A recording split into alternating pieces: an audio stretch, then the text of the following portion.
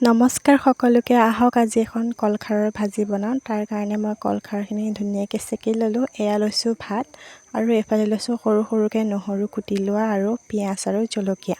এইখিনি ধুনীয়াকৈ কুটি হোৱাৰ পিছত মোৰ কেৰাহীও গৰম হৈ গ'ল। মই পিছত জুইতে বনাইছোঁ আৰু কেৰাহী গৰম হোৱাৰ লগে লগে এইফালে মই তেল দি দিছোঁ আৰু কাটি লোৱা নহৰু পিঁয়াজ জলকীয়াখিনি ধুনীয়াকৈ দি দিম। এইখিনি অকণমান ধুনীয়াকৈ ভাজি ল'ম, মানে অকণমান ৰঙা হোৱালৈকে ভাজি ল'ম। পিঁয়াজ জলকীয়া আৰু নহৰুখিনি ধুনীয়াকৈ ভাজি হোৱাৰ পাছত মই এয়া দেখিছেই নহয় ভাজি আছোঁ আৰু এয়া ৰঙা হোৱাৰ লগে লগে মই ইয়াত দি দিম ভাতখিনি। আৰু ভাতটো চাব আপোনালোকে ধুনীয়া এটা এটা হয়, লাগি থাকিলে মানে অকণমান দিগদাৰ হয় ভাজিবলৈ। এয়া মই ধুনীয়াকৈ ভাতখিনি দি দিয়াৰ পাছত মই অলপ লৰাই ল'ম। মানে আমাৰ ঘৰত এইখন ভাজি সকলোৱে খাই ভাল পায় আৰু ময়ো ভাল পাওঁ, বিশেষকৈ মোৰ মানুহজনে খুব খাই ভাল পায়।